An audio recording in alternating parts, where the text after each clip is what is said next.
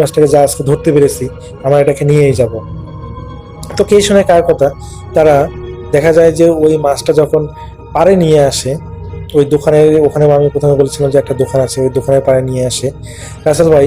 তো ওরা হলো মাছটা নিয়ে আসার পর যখন ওই দোকানদারকে শেয়ার করে আমরা একটা বড় একটা মাছ ধরেছি, আপনি এক কাজ করেন, আপনাকে আমরা ভাগ দেব, আপনি বাসার থেকে একটা নিয়ে আসেন, বটি নিয়ে আসেন বা দা নিয়ে আসেন, যেটা দিয়ে আর কি মাছটাকে আমরা সাইজ করতে পারবো বা পিস পিস করে ভাগ করতে পারবো, আপনি এই ধরনের একটা জিনিস নিয়ে আসেন।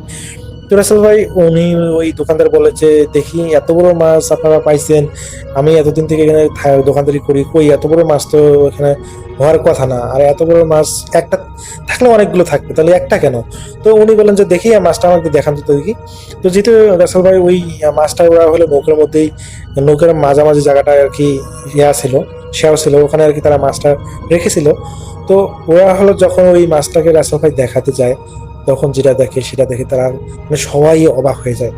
তো ওরা দেখে যে ওই মাছের জায়গায় কতগুলো একটা মানে একটা হলো মাছের শেপের মতো অনেকগুলো কালো কচুরি পানার একটা মাটির দলার সাথে স্তূপ আকারে, মানে কচুরি পানা এবং হলো কচুরি পানার কালো চুলগুলো এবং মাটির সাথে মিক্সার হয়ে একটা মাছের আঘাতে একটা জাস্ট দলা, মাটির দলা একটা তারা দেখতে পায়। তো এটা দেখে তো ওই দোকানদারের রাগ হয়ে যায়, এটা আপনারা ফালতু কথা বলেন, এখানে তো এটা মাটির দেখতেছে আর আপনারা বলেন যে মাছ। রাসেল ভাই আপনি বিশেষ করবেন কিনা জানি না, সবাই অবাক হয়ে যায় যে এটা কিভাবে সম্ভব, তারা জলজন্ত একটা মাছ ধরে আনলো, যে মাছটাকে তারা কেটে এখন ভাগ করে নেবে, এখন সেটা নাকি মাছ নয়, এটা মাটি তোলা। তো রাসেল ভাই এটা দেখে তো সবাই ভয় পেয়ে যায়। তো এখানে সব থেকে বেশি ভয় পেয়ে যায় হলো আরিফ। তো এরপরে আসলে সবার সাথে তেমন কোনো ধরনের ঘটনা ঘটেনি, কিন্তু এর পরবর্তীতে রাসেল ভাই সেই আরিফ যেহেতু প্রথমে ভীতু থাকা অবস্থাও, সে যেহেতু রাকিবের সাহস দেখাচ্ছিল এবং সে দেখা যায় যে অসুস্থ হয়ে যায়, এবং রাসেল ভাই প্রায় 3 দিন সে অসুস্থ ছিল। এবং অসুস্থ থাকার পর যখন তাকে একজন কবিরাজকে দেখানো হয়, তো পরবর্তীতে তিনি দেখে পানি পড়া দেন এবং সামান্য পানি পড়া খাওয়ার পর থেকে সে সুস্থ হয়। তো এরপর রাসেল ভাই তারা ওই সবাই বন্ধু মিলে প্রায় রিফ্রেশমেন্টের জন্য ওই নদীর ওই বিলে চলে গেলেও দেখা যায় তারা মাছ ধরার আসলে কখনো সাহস পায়নি, তারা এরপর থেকে আর কোনোদিন মাছ ধরেনি রাসেল ভাই। তো রাসেল ভাই এটাই ছিল ঘটনা। আমার বাসা যেহেতু এই ভেলাবাড়ি আদিতমিল লালমিহাটে, অর্থাৎ ওই বিলটা সম্পর্কে আমি জানি। তো এই বিলে এই ধরনের একটা ঘটনা ঘটেছিল, যেটা আজ পর্যন্ত কেউ এই ভূত এফএমে শেয়ার করেনি, আমি আজকে শেয়ার করলাম। যদি রাসেল ভাই ঘটনাটা ভালো লাগে তাহলে অবশ্যই শেয়ার করবেন। আর আমি লিসেনারদের কাছে বলতে চাই, আপনারা বেশি বেশি ঘটনা শেয়ার করুন আর এই চ্যানেলটাকে সাবস্ক্রাইব করে রাখুন, এখানে নতুন নতুন সব ঘটনা আপনাদের কাছে শেয়ার করা হয়। তো রাসেল ভাই এটাই ছিল আমার ঘটনা, যদি ভালো লাগে শেয়ার করবেন।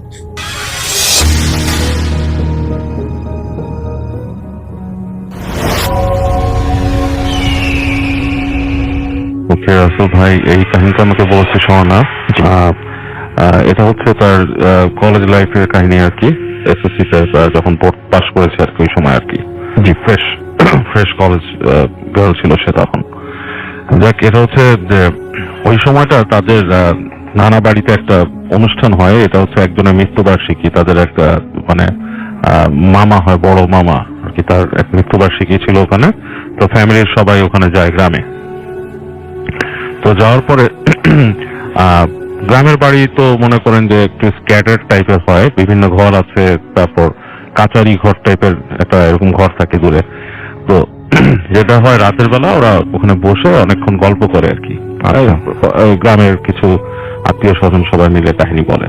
তো এই কাহিনী বলতে বলতে ওদের এক নানির কাহিনী বলে যে সে বেশ বয়স্ক আর তার লাইফে সে নাকি কখনো বিয়ে হয়নি আর কি, এরকম। আচ্ছা আচ্ছা, মানে উনি ওভাবেই আর কি বয়স হয়ে গেছে আর কি, বুড়ি হয়ে গেছে, একসময় বিয়ে হয়নি। কারণটা হচ্ছে ওনার ইয়াং কাল থেকে উনি পজেস ছিল আর কি। আচ্ছা, এবং ওনার পজেশনটা খুব অন্য লেভেলের। যখন ওনার পজেশন হয় উনি নাকি অনেক উদ্ভট কার্যক্রম করেন। দেখা যাচ্ছে যে উনি ওনাকে বিভিন্ন সময় দেখা যায়, হ্যাঁ, ঘরের মধ্যে উনি আছে, হঠাৎ করে দেখা যাচ্ছে যে আরেকজনের বাসায় বসে আছে, মানে কাছাকাছি জায়গায়, মানে presence in different location at the same time, মানুষ বুঝতে পারে না। আবার দেখা যাচ্ছে যে কারো বাসায় বসেছিল, পরে যে দেখে উনি ঘুমায় আছেন। তো হ্যাঁ, মানে একজন মানুষকে বিভিন্ন জায়গায় বিভিন্ন সময় দেখা যাচ্ছে, হ্যাঁ, তো একই সময় বিভিন্ন জায়গায় দেখা যাচ্ছে। তো এরকম ব্যাপার স্যাপার। আবার উনি দেখা যাচ্ছে কেউ সুপারি চাচ্ছে, উনি হাত খুলে সুপারি দিয়ে দিচ্ছে, এরকম। আর মাঝে মাঝে উনাকে মানে যখন পজেস করে ধরে, তখন নাকি উনি ওরকম মুখ টুক দিয়ে ফেনা উঠে যায় এবং মানে গড়গড় করতে থাকে, তখন ওনার আশেপাশেও থাকে না। এবং এরকম অনেক মানে কাহিনী আছে যে দেখা যাচ্ছে ওনার পজিশনের সময় কেউ গেছে এরকম মানে ওনাকে ধরতে বা কিছু, উনি দেখা গেছে উঠে একটা চড় দিছে এবং ওই চড়ের জন্য সেই মানুষের ঘাড়ের এখানে ফ্র্যাকচার হয়ে গেছে, এরকম মানে এত জোরে মারছে, থিংস লাইক দ্যাট। তো ওই নানির বিভিন্ন কাহিনী আর কি, এবং তার ছোটকাল থেকে পজিশনের পর থেকে কিভাবে হয়েছে এগুলো কাহিনী বলতো যে ওনার মধ্যে এমন ভাব চলে আসছিল যে উনি দেখা গেছে যে মানে ওনার দৃষ্টিটাও খুব হয়ে গেছিল আর কি, কিন টাইপের একটা দৃষ্টি ছিল। তো ওনাকে অনেকে এড়ায় চলতো আর কি ওখান থেকে। মানে অনেক সময় যে একটা আছে না কথাটা বলে যে ডাইনি ডাইনি ভাব চলে আসে, কাইন্ড অফ লাইক থিংস, এরকম ধরনের একটা ব্যাপার। তো এই জন্য অনেকে এটাকে মনে করেন যে মানে ওনাকে এড়ায় চলতো। এই কাহিনীটা বলতে বলতে তো ওর মধ্যে না ব্যাপারটাতে খুব প্রভাব পড়ে রাসেল ভাই। আচ্ছা, প্রভাব পড়ে বলতে মানে সে এগুলো শুনতে শুনতে মানে ও মানে কিছুটা ভিজুয়ালাইজ করা শুরু করে ওই নানির ব্যাপার স্যাপার, যদিও নানি ওই আড্ডার মধ্যে ছিল না যে নানির কথা বলতেছে তারা, মানে এক নানির বোন নানি আর কি হয় সম্পর্কে এরকম। তো তো ওর মধ্যে প্রভাব পড়ে এবং ও অনেকটা চিন্তা করতে থাকে, বলে এই বাড়ি মানে এই উঠানের মধ্যে দিয়ে চলাফেরা করছে, এই করছে। তো উনি এখানে ছিল না, উনি ছিল আরেক বাড়িতে, উনি আজকে এই অনুষ্ঠান উপলক্ষে এখানে আছে, এই বাড়িতেই আছে। তো শুনে ওর মধ্যে বেশ প্রভাব পড়ে। এখন এই প্রভাবটা হচ্ছে কি রাসেল ভাই, এটা আই উড সে মানুষকে কিন্তু কয়েক সময় মানে জিন পজেস করার জন্য কয়েকটা সময় দরকার তাদের। একটা হচ্ছে মানুষ যখন খুব ভয় পেয়ে যায় তখন তাকে পজেস করে, মানুষ যখন রেগে থাকে তখন পজেস করে, হ্যাঁ, এবং মানুষের কোনো কিছুর প্রতি যদি খুব মানুষ অবসেসড হয়ে যায় তখনও মানুষকে পজেস করে জিন। সো যত সম্ভব ওর ভয়ের সময়টাই কিছু একটা মানে কিছু একটা ঘটছিল ওর মধ্যে, ও একটু আনমনা হয়ে যায়। যাই হোক, ওকে রাতের বেলা ওদেরকে থাকতে দেওয়া হয় যে ঘরটাতে, সেটা হচ্ছে ওদের মূল যে বাড়ির মধ্যে সব কার্যক্রম পরিচালিত হয় সেটা না, একটু দূরে আরেকটা গেস্ট রুমের গেস্ট হাউস টাইপের আর কি, এরকম দুইটা রুম, বাথরুম টাথরুম করা, বারান্দা টারান্দা আছে, বাট ওই মানে ছাদটা হচ্ছে টিনের ওই বাসা, এরকম একটা জায়গায় তো থাকতে দেওয়া হয়। এবং শীতকাল, তো ও যে ওখানে আছে, স্বর্ণা যে আছে, তার সাথে স্বর্ণার এক আত্মীয় আর কি, সেটাও আর কি আপনার ওই খালা টাইপের আর কি, ওনাকে দেওয়া হয়, দিয়ে বলে যে তোমরা এখানে থাকো রাতে। আচ্ছা, তো রুমের মধ্যে ও থাকতেছে। তো ও যখন থাকতেছে বলতে শীতকাল, বেশ ঠান্ডা পড়ছে চারিদিকে, মানে মানে এমন শীতটা ছিল দাঁতে দাঁত বাড়ি খাওয়ার মতো শীত, প্রচন্ড। খাওয়ার পর কাঁপতে কাঁপতে তারা যে লেপের নিচে ঢুকছে। এখন ঢোকার পর এক সময় ওই খালা হ্যাঁ বলতেছে মানে তুমি ঘুমায় যাও, এসে সাবধানে কিছু হলে আমাকে ডেকো, হ্যাঁ। আর বাথরুমটা হচ্ছে এই রুম থেকে বের হয়ে তুমি বারান্দা দিয়ে হেঁটে যেতে হবে, শেষ মাথা হচ্ছে বাথরুম, হ্যাঁ, ওখানে বাথরুম রান্না করে, বাথরুমের গোসলখানা আর কি যেটা। তো বলছে তুমি ডাক দিবা, এরকম একা একা যেও না, এখান থেকে উঠো না। তো বলছে কেন একা একা গেলে কি হয়? বলে গ্রামের বাড়ি, এটা ঠিক না, যদিও তোমার বারান্দা লক করা, তুমি আমি দুজনই এটার ভিতরে, এখানে আর কেউ নাই, তবুও তুমি উঠো না আর কি, ইটস নট, এটা ঠিক না, তুমি উঠো না, তুমি আমাকে ডেকো, এরকম বলে। তো বলছে যে আচ্ছা ঠিক আছে বলে করছে। তো এক সময় ও শুয়ে শুয়ে চিন্তা করতে থাকে যে কি ব্যাপারটা, এবং ওর ওই গ্রামের বাড়ির বিভিন্ন জিনিস থেকে একটু মিস্টেরিয়াস লাগতে থাকে ওর কাছে। কারণ ও বলছে যে ওখানে রাতের বেলা কারেন্ট চলে যেত, মানে ইভেন তো দেখা যাচ্ছে বিদ্যুতের ব্যবহার তেমন নাই, কিন্তু কারেন্ট থাকতো না তখন। তো রাতের বেলা অন্ধকার হয়ে আছে, মাথার কাছে হারিকেন দেওয়া আছে, মোমবাতি দেওয়া আছে। তো শুয়ে শুয়ে ভাবতেছে, এই ভাবনার মধ্যেই তার কাছে ওই নারীর জিনিসগুলো মনে আসছে। এবং আমার কাছে যেটা মনে হয় ওই যে এসব ব্যাপার স্যাপার আর কি, তার ভেতরে কোনো পজিশনের ব্যাপার তখন আসে আর কি, ওই টাইমটা কাজ করে। তো ওইটাতে না ও অনেকটা চিন্তা করতে করতে ওর ভয় লাগা শুরু করে, এবং যখন নাকি ও প্রায় চিন্তা করতে করতে অনেকটা মানে ঝিমুনি টাইপের এসে পড়ছে, তো তখন ও শুনতে পায় যে উপরে যে ছাদটা, ছাদের মধ্যে কেউ নখ দিয়ে আঁচড় কাটতেছে, লাইক কোনো ধারালো কিছু দিয়ে, বা একটা বেড়াল বা কিছু যদি মানে আঁচড় কাটতে থাকে, মানে কড়কড় কড়কড় একটা সাউন্ড হয় ছাদের মধ্যে। তো একবার চিন্তা করে যে ছাদের উপরে কিভাবে হইতেছে, তখন একবার ভাবে যে উপরে না গাছ আছে, গাছের পাতা টাতা কিছু পড়ে হয়তো সরসর করে যাচ্ছে। আচ্ছা, এই চিন্তা করে সে একটু নিজেকে আশ্বস্ত করে, কেন সে তো অ্যাকচুয়ালি শহরের মেয়ে, অনেক লজিক্যাল জিনিসও চিন্তা করে, বাট ভয় ঠিকই সে পায়। তো ও দেখে যে এরপরে শব্দটা আরো লাউড হচ্ছে, হ্যাঁ, মানে কড়কড় শব্দটা, এবং মানে মনে হচ্ছে না গাছের, মানে হঠাৎ করে কিছু একটা পাড়া টাড়া দিলে যেমন ট্যাপ ট্যাপ করে মানে মানে টিনটা ডেবে যায়, কাইন্ড অফ লাইক দ্যাট, এবং তখন ওইভাবে কড়কড় সাউন্ড হচ্ছে। তো ও তখন ওই খালাকে ডাকতে থাকে, দেখে যে খালাকে সে ডাকতেছে থেকে, কিন্তু খালার কোনো হুঁশই নাই, অ্যাজ ইফ লাইক সে মানে বেহুশ, সে ডাকতেছে তাকে উঠেই না। তখন সে কি করে, চুপচাপ লেপ মুড়ি দিয়ে শুয়ে থাকে। এই সময় সে ওই দরজার মধ্যে শুনে যে টক টক টক টক টক টক করে নক করতেছে কেউ। তাদের যে রুমের দরজাটা সেটার মধ্যে লক করতেছে। এবং ওই সময়কার দরজা হচ্ছে আপনার, ও যেটা বলছে যে এই হুড়কো দেওয়া দরজা, ইটস নট লাইক খুব অ্যাডভান্স যে দৌড়, সেটা না। আচ্ছা, মানে কাঠের দরজা, মানে বেশ র কাঠকেই কেটে টেটে বানানো এবং হুড়কো লাগানো আর কি। তো ঠেলা মারলে আর কি কিছুটা একটু ভিতরের দিকে এরকম চলে আসে। তো ওই দরজা কি নক করতেছে, এরপরে সে দেখে যে একটুখানি করে দরজাটা ঠেলা মারতেছে আর কি, লাইক দরজা একটু সামনে আসে, অ্যাডভান্স হয়, পিছিয়ে যায়, এবং হুড়কোতে খড়খড় খড়খড় খড়খড় শব্দ হচ্ছে। তো ও মানে বেশ ভয়ে শয়ে আরো গুটি মেরে লেপের তলে চলে যায় এবং একবার সে ভয়ের চোটে লেপ মাথার উপর দিয়ে দেয়। আচ্ছা, দিয়ে তখন শব্দ হচ্ছে দরজায়। তো ও আবার হাত দিয়ে খালাকে ডাকে, খালা উঠে না। তো ও পরে কি কিউরিয়াসিটির কাছেও হয় যে কি হচ্ছে, ভয় একদম জমে গেছে। তো আস্তে করে জানলা দিয়ে ওই যে লেপের ফাঁক দিয়ে সে একটু তাকায়। তো রুমের মধ্যে অন্ধকার, এর মধ্যে সে হঠাৎ করে বুঝে দরজাটা ঠাস করে খুলে গেছে। হুড়কো যেটা ওটা উঠে গেছে, উঠে দরজা খুলে গেছে। আচ্ছা। এটা ইজ পসিবল যে দরজাকে যদি বারবার ধাক্কা মারা হয় অনেক সময় হুড়কো খুলে যেতে পারে। হ্যাঁ, এরকম। তো দরজাটা খুলে গেছে এবং ও ফিল করে যে শীতটা আরো অনেক বেশি বেড়ে গেছে রুমের ভিতরে, টেম্পারেচার ফল করছে। তো এটাও স্বাভাবিক যে বাতাস, দরজা খুলছে, রুমের একটা টেম্পারেচার ছিল, বারান্দা দিয়ে ঠান্ডা বাতাস ঢুকতেছে। এবং ওখান দিয়েও দেখতে পাচ্ছে আচ্ছা আলোর এই দরজাটা খোলার পরে যে দূরে যে ওদের যে বারান্দার যে এতটুকু দেওয়াল করা ছোট একটা, তারপরে গ্রিল দেওয়া, গ্রিলের ওই পাশের জায়গাটা মানে ধোঁয়াশে টাইপের কুয়াশা ভাসতেছে এবং মনে হচ্ছে ওইখানে মানুষ দাঁড়ানো একটা, মানুষের মানে একটা মানুষের শেপ, পুরো একজন মানুষ, এবং ইটস লাইক মহিলা মানুষ টাইপের, শাড়ি টাড়ি পরা থাকলে যেরকম। এবং ও খেয়াল করলো যে মাঝখানে কিন্তু ফাঁকা, দরজা খুলছে, কেউ নাই। গ্রিলের ওই পাশে যে সে দেখছে যে ওই আবছা অন্ধকারের মধ্যে একটা শেপ দাঁড়ানো, এবং অবাক হয়ে খেয়াল করলো যে কিছুক্ষণের মধ্যে আস্তে করে মানুষটা গ্রিল ভেদ করে চলে আসলো, এই পাশে ভেতরে চলে আসলো। আচ্ছা, এবং তার গেট ভেদ করে, এবং যে আসতেছে তার কাছে মনে হচ্ছে না হেঁটে আসতেছে, ইটস লাইক বাতাসে ভেসে আসছে। এবং যখন নাকি ওর বিছানার কাছাকাছি আসছে তখন সে খেয়াল করলো যে যে মানুষটা আসছে তার চোখ দুটো দপ করে জ্বলে উঠলো। ইটস লাইক মানে আপনার বিড়ালের চোখ যেরকম জ্বলে সেরকম জ্বলে উঠলো, এবং আলোটা এরকম ছিল অঙ্গারের মতো যে আপনার ওই মুখের যে গালের অংশটা, আমাদের চিক, এগুলো দেখা যাচ্ছে, মানে বোঝা যাচ্ছে, মুখটা বোঝা যাচ্ছে। মুখটা দেখে সে বুঝতে পারতেছে একটা মহিলা, খুব পরিচিত ফেস লাগতেছে ওর কাছে দেখছে, but she is too vicious, মানে খুব ভয়ঙ্কর। চোখ জ্বলতেছে, চোখের আলো দেখা যাচ্ছে, এবং ঠোঁটের কাজটা হচ্ছে আপনার কালো পোড়া পোড়া। আচ্ছা, ঠোঁটটা যেটা সেটা নর্মাল না, কালো পোড়া পোড়া টাইপের এরকম ঠোঁট।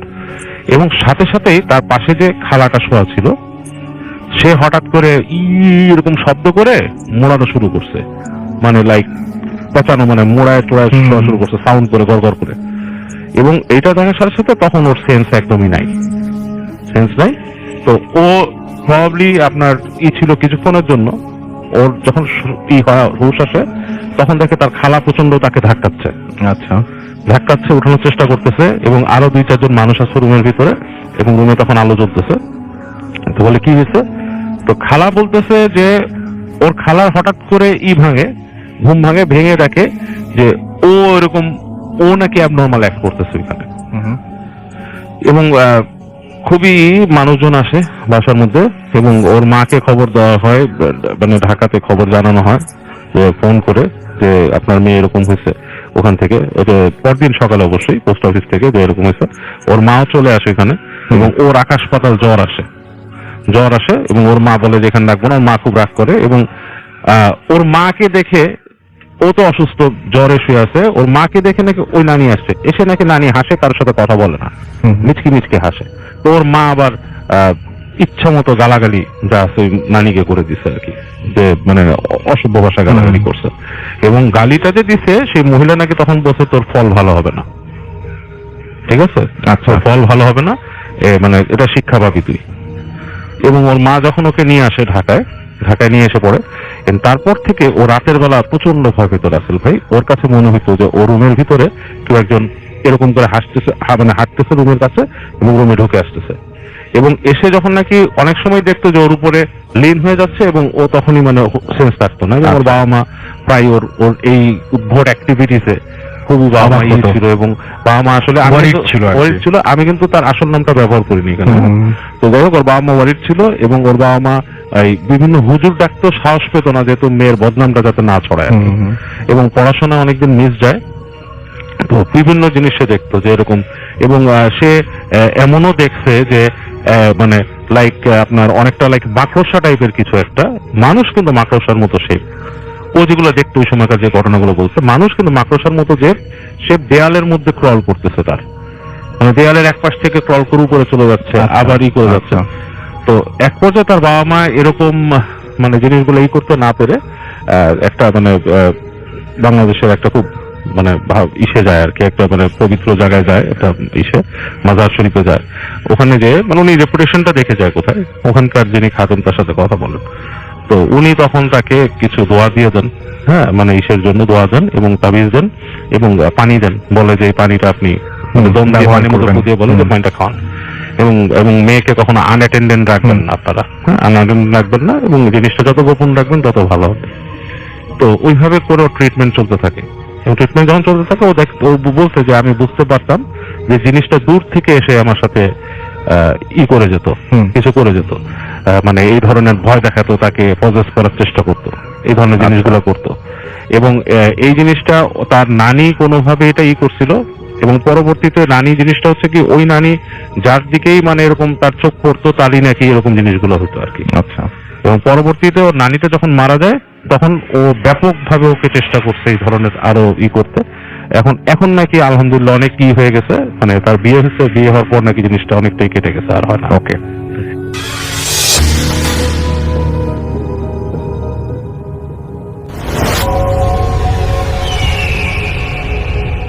প্রিয় লিসেনার্স, আসসালামু আলাইকুম।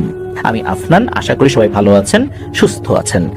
এখন যে ঘটনাটি আপনাদের সাথে শেয়ার করব, ঘটনাটি আমাদেরকে যিনি পাঠিয়েছেন তার নাম মোহাম্মদ হায়দার আলী। ওনার বাড়ি মানিকগঞ্জ জেলার পশ্চিম দাসরার ছাগলহাট এলাকায়।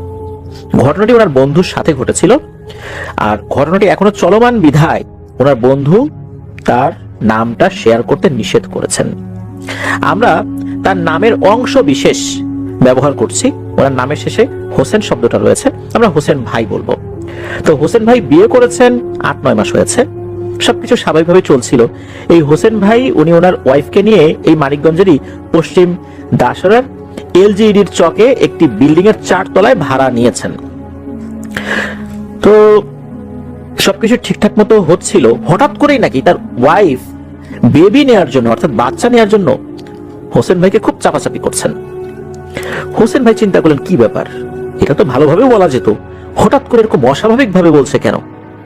সে যখন বলে তার চোখে মুখে এক ধরনের আক্রোশ, কেমন যেন একটা উন্মাদনা, কেমন একটা ভয়ঙ্কর মূর্তি তার মধ্যে মনে হচ্ছে জাগ্রত হচ্ছে। তো এইভাবে তো কেউ বলে না। আর হঠাৎ হঠাৎ সে রেগে যায়, হাসে, কান্নাকাটি করে। বিয়ের শুরুর দিকে তো সবকিছু ঠিকঠাকই ছিল, হঠাৎ করে এরকম সমস্যা কেন হলো? তো তার কি আগে থেকে কোনো জিন পরি রিলেটেড সমস্যা আছে কিনা এটা জানার জন্য হোসেন ভাই উনি ওনার শ্বশুর শাশুড়িকে ফোন করেছেন। তো ওনার শ্বশুর শাশুড়ি এটা শুনে তারাও অবাক হন, বলে যে না, তো আমাদের মেয়ের তো এরকম কোনো সমস্যা আগে ছিল না। ওনারাও চিন্তিত হয়ে পড়েন। উনি বলেন যে দেখো বাবা, তুমি একটু দ্রুততার সাথে ভালো কোনো হুজুরকে দেখাও। উনি কি বলেন, বদনজর লাগলো কিনা বা অন্য কিছু হলো কিনা, সবকিছু তো ঠিকঠাকই ছিল। তোমরা বেড়াতে আসলা, তারপর তো গেলা আবার মানিকগঞ্জে, সবকিছু ঠিকঠাকই তো ছিল। তো বলেন হ্যাঁ, আমরা তো বেড়াতে গেছিলাম, সবকিছু ঠিকঠাকই ছিল, আসার পরে এরকম সমস্যা হঠাৎ করে কেন শুরু হলো আমি তো বুঝতে পারছি না। তো যাই হোক, হোসেন ভাই উনি টাঙ্গাইলের একজন হুজুরের সন্ধান পান, তার কাছে ওনার ওয়াইফকে নিয়ে যান। নিয়ে যাবার পর ওই হুজুর কিছু তথ্য দেন। সেটা এমন যে উনি লাস্ট যেবার ওনার ওয়াইফকে নিয়ে শ্বশুরবাড়িতে গিয়েছিলেন, ওনার শ্বশুরবাড়ি হচ্ছে ঢাকা জেলার দোহার উপজেলার একটি গ্রামে। তো ওই দোহারের যে গ্রামে গিয়েছিলেন, ওখান থেকে দুজন জিন, একটা পুরুষ একটা মহিলা, এই দুজন আবার স্বামী স্ত্রী, এই দুইটা এই হোসেন ভাইয়ের ওয়াইফের উপর ভর করেছে। কেন ভর করেছে এই বিষয়ে উনি সুনির্দিষ্ট কোনো তথ্য দেন নাই, তবে বলেছেন যে এই ভর করার পেছনে তেমন কোনো কারণ নাই। ওনার ওয়াইফ যে চুল খোলা রেখে কোথাও গিয়েছিলেন এটা সেটা এরকম কোনো কিছু আসলে পাওয়া যাচ্ছে না। এগুলো এমনিতেই কোনো একটা অসৎ উদ্দেশ্যে ওনার উপর ভর করেছে। সেই অসৎ উদ্দেশ্যটা কি এখনো হুজুর বুঝতে পারছেন না। হুজুর রুকিয়া করে দেন, বেশ কিছু আমল শিখিয়ে দেন। এরপর ওনারা তো চলে আসছেন আবার মানিকগঞ্জের যে পশ্চিম দাসরা, যেখানে ওনারা বসবাস করেন আর কি। কয়েকদিন ঠিকঠাক ছিল, এক রাত্রে একই সমস্যা, সেটা হচ্ছে তার আচার আচরণ চেঞ্জ হয়ে যায়, হাসে, কান্নাকাটি করে। এরপর হোসেন ভাই চিন্তা করলেন যে এভাবে তো মুসিবতি হয়ে যাবে, কারণ ওখানে তো ওনারা একা, উনি এবং ওনার ওয়াইফ। একটু সমস্যা হয়ে যাওয়ার কথা না, দেখাশোনার লোকজন নাই। উনি চিন্তা করলেন যে ওনার ওয়াইফকে নিয়ে উনি শ্বশুর বাড়িতে যাবেন। উনি যান ওনার শ্বশুর বাড়ি দোহারে। তো দোহারে যখন উনি শ্বশুর বাড়িতে গিয়েছেন, শ্বশুর বাড়িতে যাওয়ার পর দিনের বেলা গিয়েছেন, একটু বাইরে বের হয়েছেন। সন্ধ্যার পরে যখন উনি ঘরে ঢুকেছেন, তখন দেখেন ওনার ওয়াইফ খাটের উপর বসে আছে, ওই ধ্যান করে যেভাবে ওইভাবে বসেছে, তার চোখ বন্ধ, আর 2 হাত দিয়ে গলা চেপে ধরার চেষ্টা করছেন। উনি দৌড়ে গিয়ে ওনার স্ত্রীর হাত চেপে ধরেন, কোনো মতে হাতটা ছাড়ানোর পর ওই হুজুরকে ফোন করেন। হুজুরকে ফোন করার মধ্যেই কিন্তু নিজে যতটুকু দোয়া দুরুদ জানেন সেটা পরে ওনার ওয়াইফকে একটু ফু দিয়েছেন, কিছুটা স্বাভাবিক হয়েছে ওনার ওয়াইফ। এর মধ্যে হুজুর ফোন ধরেছেন, ধরার পর জিজ্ঞেস করেছেন কি হয়েছে, তখন বলেন যে এই ঘটনা। তখন হুজুর বলেন যে আপনার ফোনটা আপনার ওয়াইফের কানের কাছে একটু ধরেন তো। তখন হোসেন ভাই কি করেন, ওনার ফোনটা ওনার ওয়াইফের কানের কাছে ধরেন। ধরার 5 থেকে 7 সেকেন্ড পর ওনার ওয়াইফের মধ্যে পরিবর্তন চলে আসে, একদম স্বাভাবিক। ওনার ওয়াইফ বলছে কি হয়েছে আমার, তুমি ফোন আমার কানে ধরে আছো কেন, তোমার ফোন, তুমি এইভাবে অস্থির অবস্থায় বসে আছো কেন। মানে উনি আসলে বুঝতেই পারছেন না যে এতক্ষণ কি হয়েছে। হুজুর ওই সময় ফোনে কোন দোয়া বলেছিলেন এটা অবশ্য হোসেন ভাই বুঝতে পারেন নাই, নিশ্চয়ই অনেক কোনো কিছু বলেছিলেন যার কারণে আল্লাহর রহমতে ওই সময়ের মতো স্বাভাবিক হয়ে যান। এর পরেও কিন্তু বিভিন্ন ভয়ঙ্কর ঘটনা ঘটছে। যেমন ওনার ওয়াইফ রাতের বেলা হঠাৎ করে বিছানার উপরে বসে পড়তেন, খুব ভয় পান, ভয়ে উনি চোখ বন্ধ করে থাকেন। উনি যখন ওর ওয়াইফকে জিজ্ঞেস করেন যে তুমি কি স্বপ্নে ভয়ঙ্কর কিছু দেখো, ওনার ওয়াইফ বলেন হ্যাঁ আমি ভয়ঙ্কর অনেক কিছু দেখি। ওনার ওয়াইফ যেটা বলেন এটা শোনার পর হোসেন ভাই নিজেও ভয় পেয়ে যান। হোসেন ভাই নিজেও একটু ভীতু প্রকৃতির মানুষ, বিশেষ করে এই প্যারানরমাল বিষয়ে। ওনার ওয়াইফ বলেন যে ওনার ওয়াইফ নাকি দেখেন যে একটা মহিলা, লম্বা লম্বা চুল, খুব কুৎসিত কদাকার, এই মহিলাটা এই হোসেন ভাইয়ের ওয়াইফের ঘরে ঢোকে। ঘরে ঢোকার পর সে তার আকৃতিটা ছোট করতে করতে একটা টিকটিকির মতো হয়ে যায়। এরপর দেয়াল জুড়ে দৌড়াদৌড়ি করতে থাকে, দৌড়াদৌড়ি করতে করতে একটা সময় ঘরের বাইরে চলে যায়। মাঝে মাঝে নাকি এই অবয়বটা মানুষ হয়ে ঢোকে, মানে মানুষের আকৃতিতে ঢোকে একটা বিড়াল হয়ে যায়, কিন্তু তার মাথাটা থাকে আগের সেই ভয়ঙ্কর চেহারার মতোই, কিন্তু বডিটা বিড়ালের মতো। এটা রুমের মধ্যে দিয়ে দৌড়ঝাঁপ করতে করতে আবার বাইরে চলে যায়। এরপরে উনি দেখেন যে উনি একটা ফাঁকা মাঠের মধ্যে আছেন, সেখানে কি তাল গাছ আছে, ওই তাল গাছের নিচে একটা ছেলে বাচ্চা, কিন্তু তার গলাটা অস্বাভাবিক রকমের লম্বা। গলা কতটুকু লম্বা হতে পারে, এর থেকে অস্বাভাবিক রকমের লম্বা। এই জিনিসটা খুবই কুৎসিত চেহারার, সে দৌড়াদৌড়ি করছে তাল গাছের নিচ দিয়ে, আর এই হোসেন ভাইয়ের ওয়াইফকে দেখে হি হি করে হাসছে। তো এরকম ভয়ঙ্কর স্বপ্নগুলো উনি দেখতে থাকেন। এটা ওনার হাজবেন্ডের সাথে শেয়ার করেন, অর্থাৎ হোসেন ভাইয়ের সাথে শেয়ার করেন। একদিন হয় কি, উনি বিকেলের দিকে মারাত্মক ভয় পেয়েছেন। উনি বিকেলের দিকে ওয়াশরুমে গিয়েছেন। উনি যখনই ওয়াশরুমে গিয়েছেন তখনই ওনার কাছে মনে হয় যে ওনার ড্রয়িং রুমে কেউ আছে। হঠাৎ করে ওনার এরকম মনে হওয়ার কারণটা কি উনি নিজেও বলতে পারেন না, কেন ওনার কাছে এরকমটা মনে হলো। ওনার কাছে মনে হলো ড্রয়িং রুমে কেউ আছে, কেউ ড্রয়িং রুমের সোফায় বসে আছে। উনি ওয়াশরুম থেকে বের হয়েছেন আর চোখে তাকিয়েছেন, মানে সরাসরি না, উনি বুঝতে পারলেন যে ড্রয়িং রুমে আসলেই কেউ বসা এবং একটা মহিলা অবয়ব, মাথায় ঘোমটা আছে। উনি সেদিকে না তাকিয়ে মানে আর চোখে দেখেছেন, মানে হালকা করে দেখে দ্রুত উনি ওনার রুমের দিকে দৌড় দিয়ে দরজা লক করে দিয়েছেন। যখনই এই কাজ করেছেন বাইরে ধুমধাম শব্দ, সবকিছু ভেঙে চুরে একাকার করে ফেলছে, এমন একটা অবস্থা। আর অল্প কিছু সময় পরেই ওনার রুমের দরজার উপরে ভয়ঙ্কর ভাবে আঘাত করছে, মনে হচ্ছে দরজা এখনই ভেঙে ফেলবে। কোনো শব্দ করছে না, বাট দরজার উপর ক্রমাগত আঘাত করে যাচ্ছে। দরজার নিচে আবার কিছুটা ফাঁকা ছিল, এই ফাঁকা দিয়ে যেটা হচ্ছে সেটা হচ্ছে ওই মহিলার যে চুল, এই চুল মনে হচ্ছে ঢুকে পড়ছে, সাপের মতো লিকলিক করছে, এরকমটা ওনার কাছে মনে হচ্ছে। উনি কি করেছেন, সাথে সাথে ফোনটা হাতে নিয়ে এই হোসেন ভাইকে ফোন করেছেন যে তুমি কোথায়, তাড়াতাড়ি আসো। হোসেন ভাই দ্রুত বাসায় চলে আসেন, কাছাকাছি ছিলেন। বাসা আসার পর যখন কলিং বেলে চাপ দিয়েছেন তখন এই জিনিসটা থেমে যায়। হোসেন ভাই ঘরে ঢুকে দেখেন ঘরের অবস্থা একদম লন্ড ভন্ড। আমরা এই ধরনের ঘটনাগুলোতে দেখি যে সবকিছু স্বাভাবিক, কিছুই হয় নাই, কিন্তু না, হোসেন ভাই দেখেন ঘরের অবস্থা লন্ড ভন্ড হয়ে একদম একাকার হয়ে গেছে, তছনছ হয়ে গেছে। তখন ওনার ওয়াইফ বলেন এই ঘটনা আমি এরকম দেখছি। হোসেন ভাই যখন আসেন তখন কিন্তু দরজাটা লক করা ছিল, ওনার কাছে এক্সট্রা চাবি ছিল, সেটা দিয়ে খুলে উনি ভিতরে ঢুকেছেন। এরপর উনি ওনার ওয়াইফকে ডাকাডাকি করেছেন, এরপর ওনার ওয়াইফ দরজা খুলেছে। তাহলে বাহিরের কেউ যদি আসেই ঘরে, সে কোন দিক দিয়ে গেল। বোঝাই যাচ্ছে এটা স্বাভাবিক কোনো কিছু না। এদিকে ওনার ওয়াইফের এই সমস্যা, আর উনি তো ভীতু প্রকৃতির, কিভাবে যে কি করবেন বুঝতে পারছেন না। ওই রাত্রে ঘটে আর একটা ভয়ঙ্কর ঘটনা, সেটা হচ্ছে যে দুজনই ঘুমিয়ে আছেন,